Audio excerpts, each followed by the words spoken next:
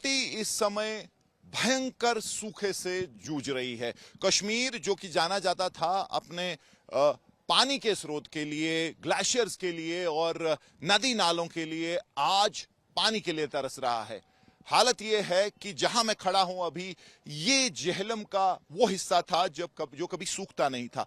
पानी हमेशा यहां रहता था, लेकिन अभी अगर आप देखेंगे बिल्कुल सूखा हुआ है। और ये हाउस बोट वो दिन दूर नहीं, अगर ऐसे ही सूखे की हालत रही, कि ये भी आपको जो है बिल्कुल खुश्क जमीन पे दिखेगा। तो साफ तौर पे ये दर्शाता है जो तबाही हुई है घाटी में, चाहे आप इसको ग्लोबल वार्मिंग, क्लाइमेट चेंज का असर बोलें, या फिर जो इंसानी फितरत है, जो लालच है, जिसकी वजह से जंगल साफ हुए हैं, जिसकी वजह से जो प्रकृति है, जो इकोलॉजिकल बैलेंस है, वो बहुत बुरी तरह प्रभावित हुआ है। और उसके चलते लगातार हमें एक्सट्रीम वेदर इवेंट्स देखने को मिल रहे हैं। कभी ऐसा पैसेज जहां इतनी बारिश होती है कि फ्लड जैसी हालत हो जाती है, और उसके बाद एक ऐसा पैसेज जब बारिश की बूंद के लिए लोग तरस जाते हैं। और इस वक्त वही हालात हैं। दुआ सबकी कि अब बहुत जल्द जो है बर्फबारी हो, और इतनी बर्फबारी हो कि जो ये पानी के स्रोत हैं ये भर जाएं, ग्लेशियर रिचार्ज हो जाएं, ताकि इस पानी की कमी जो हो रही है,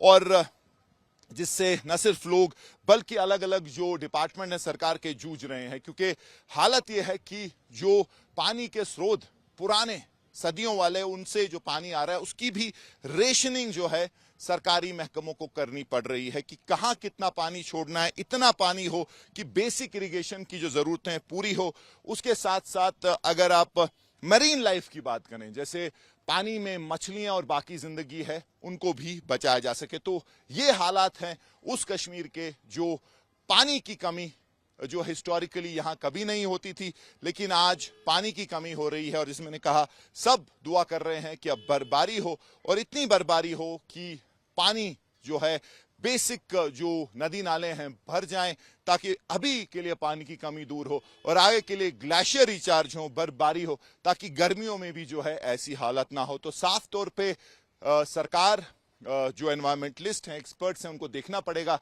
कि इसके लिए लॉन्ग टर्म में क्या हो सकता है, क्या वाटर मैनेजमेंट हो सकती है, किस तरीके के जो है डिसीजन हो सकते हैं, जिससे ऐसे हालात जो हैं वो दोबारा ना बने, और अगर बने तो उससे निपटने के लिए जो है एक प्लान हो। देखिए, डेफिनेटली क्लाइमेट चेंज है। आप यहाँ देखिए, जब आप लिदर वैली की बात करते हैं, आज से 5 साल पहले, 10 साल पहले हम देखिए ये सीज़न तो बर्फ़ का होता था, और उसके बाद जो आज बर्फ़ गिर जाए वही जम जाता था, और साल भर हमें चलाता, एग्रीकल्चर, हार्टिकल्चर, और अपनी ज़मीनों को हम सैराब करते थे। लेकिन दिन ब दिन ये प्रॉब्लम्स बढ़ती जाएंगी। रीज़न और वजह साफ है, लोग जंगल कट रहे हैं, कम हो रहे, जल रहे हैं, लेकिन उसके अल्टरनेटिव कोई भी एफॉरेस्टेशन पे नहीं जाता। दूसरी तरफ आप देखिए, इस लिदर वैली में मैसिव कंस्ट्रक्शंस हुई, इतनी ज़्यादा कंस्ट्रक्शंस हुई। आप लैंडफिल साइट्स या बाकी सेवेज, सॉलिड वेस्ट का कहीं पे भी बेहतर इंतज़ाम नहीं है। जब आप अपनी वाटर बॉडीज़ को, जब आप अपने रिसोर्स को, बायोडाइवर्सिटी को, आप अपने इकोलॉजी एनवायरनमेंट को डिस्टर्ब करेंगे, ये चीज़ें हमें देखने को मिलेंगी। अभी भी वक्त है, हम सुधर जाए, हम अवेक हो जाए, नींद से जाग जाए, चीज़ें बेहतर हो सकते हैं। अदरवाइज़ आने वाले वक्त में और ज़्यादा मसाइब और मुश्किलात देखेंगे। अल्लाह बेहतर करे। उम्मीद करेंगे कि बर्फ़ हो, बारिश हो। अभी तो बर्फ़ का सीज़न है, लेकिन जब तक लोग पेड़ नहीं लगाएंगे, फॉरेस्ट को, माहौलियात को ठीक नहीं रखेंगे, साफ पाक नहीं रखेंगे, पोल्यूशन कम नहीं होगा, चीज़ें वर्स होंगे न कि बेहतर होंगे। कि जो बारिश या बर्फ़ नहीं होगी, नेचुरली जो ड्रिंकिंग वाटर है उसकी भी किल्लत होगी, और ये दिन ब दिन बढ़ता जाएगा, न कि कम होगा। मुझे लगता है कि हर साल की तरह ये बढ़ रहा है। और ख़ासतौर से इलेक्ट्रिसिटी को आप देखिए, कल मैं वज़ीर आला साहब को भी सुन रहा था, वो कह रहा था कि हमारे दरियाओं में पानी नहीं है। तो अगर पानी नहीं है तो गवर्नमेंट को एक इक्वालिटी एनवायरनमेंट या जो कंजर्वेशन का डिपार्टमेंट अलग करना चाहे, उसके लिए पेड़, उसके लिए पैसा रखना चाहे, ताकि जितना हमारा डैमेज होता है उस डैमेज कंट्रोल को करने के लिए, डैमेज कंट्रोल करने के लिए हम पेड़ लगाए, माहौलियात को ठीक रखें। और जो ये मैसिव कंस्ट्रक्शन पहलगाम में हो रही है, इस चीज़ को रोकना है। और अगर कहीं पे एग्रीकल्चर है, अगर हार्टिकल्चर है, अगर बाकी ज़मीन है, उनका लिहाज रखना है। इस तरह से तबाह और बर्बाद नहीं करना है, तो उस चीज़ से चीज़ें बेहतर नहीं होंगे, बदतर होंगे। यार देखिए, हम आजकल ड्राई स्पेल से चल रहे हैं। पिछले 3.5-4 महीने से बारिश का एक कतरा भी नहीं बरसा है। ये इसके इम्पैक्ट बहुत ज़्यादा पड़ेंगे आने वाले वक्त में। We will be dying for the water.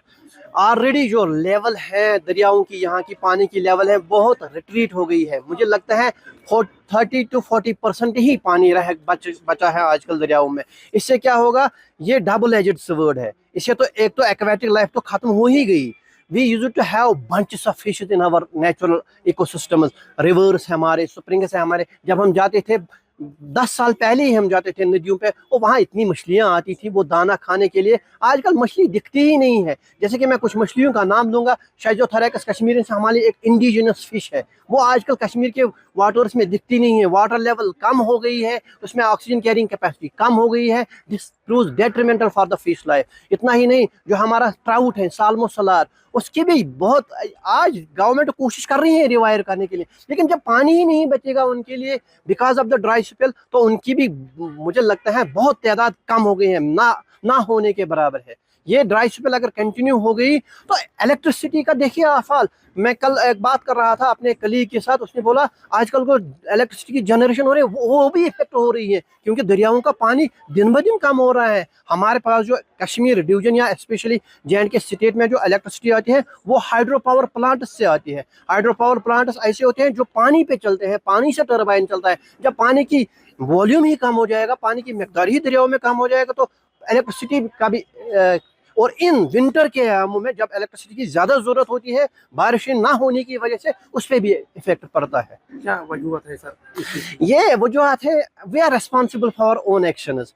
कोई ह्यूमन बीइंग ये नहीं सोच रहा है कि we have not another planet to live on. यही एक प्लैनेट है जिस पे हम रह सकते हैं। Deforestation, ruthless deforestation. आप देखिए सॉलिड वेस्ट पोल्यूशन कितना हो रहा है। आप देखिए पॉलीथीन का बेतहाशा इस्तेमाल हो रहा है, कोई केयर ही नहीं कर रहा है। जिस गांव में आप जाएगा, थोड़ा आउटस्कर्ट्स देखिएगा, there are heaps of polythene. और ये पॉलीथीन, इस पे आप रिसर्च करेंगे, कोई कहता है कि 100 साल रहता है ये अपने इस सॉइल में, कोई कहता है 200 साल रहता है। डिफॉरेस्टेशन इसका मेन काज है, और ये solid waste pollution, polythene etcetera, और एनवायरमेंटल जो बचाना चाहिए था उसके लिए कोई केयर ही नहीं कर रहा है। ये किसी और स्पेशीज को बिलोंग करता है, जैसे हम इस पे बिलोंग ही नहीं करते हैं। और बेतहाशा कोई चीज़, हमारी एक्शन ज़्यादा इसके लिए जिम्मेदार है। मैं जब पानी का सही इस्तेमाल करूँगा तो पानी की कदर आएगी मुझे। यहाँ लोग न टैप वाटर को इस्तेमाल करते हैं गाड़ियाँ धोने के लिए या अदर पर्पजेस के लिए, तो ये तो देखना पड़ेगा ना। और सबसे ज़्यादा इम्पैक्ट जो है वो है डिफॉरेस्टेशन का। सर कहीं ना कहीं ये जो है जम्मू कश्मीर की economy, horticulture, agriculture, irrigation facilities पे भी असर पड़ सकता है। ये आप क्या समझ रहे हो, ड्रिंकिंग वाटर फैसिलिटी इफेक्ट होंगी। इरिगेशन और हॉर्टिकल्चर का ये जो एग्रीकल्चर हमारा है बैकबोन है, हॉर्टिकल्चर हमारा बैकबोन है। जब दरियाओं में पानी ही नहीं होगा तो where from we get the water for irrigation purpose, तो उस पर तो लाजमन असर पड़ेगा। या आप देखिएगा जब सूखा पड़ता है, most of the land is get dry.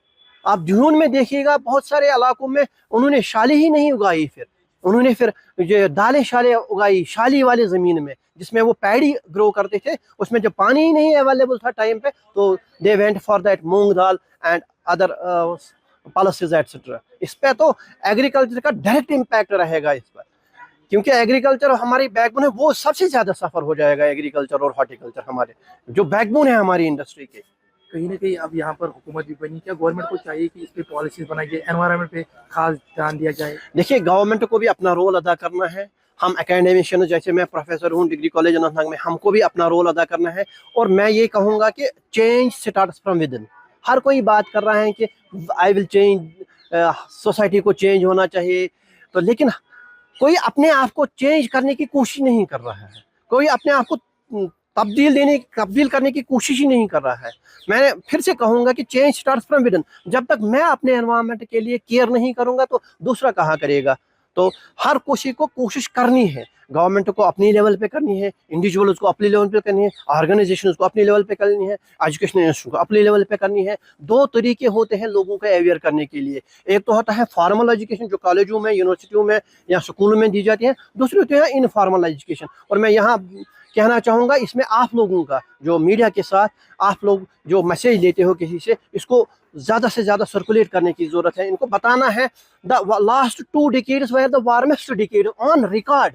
आप देखिए ब्रिटिश मेट डिपार्टमेंट के पास डाटा है, जो लास्ट 100 ईयर्स है वो they were the warmest 100 years so far, जो ऑन रिकॉर्ड है। हमारे जो ग्लेशियर्स है जहाँ से हमारा पानी आता है, हमारे दरियाओं का पानी आता है, आप देखिए 30 से 40% ग्लेशियर्स हमारे रिट्रीट हो रहे हैं। ये दिसंबर का महीना है, we used to have snow by the 15th November, या कभी अक्टूबर में भी स्नो होती थी। आजकल पिछले 4 महीने से बारिश का एक कतरा ही नहीं बरसा है। कुलगाम से उमेश गुल और श्रीनगर से तारिक लोन के साथ मीर फरीद, आज तक।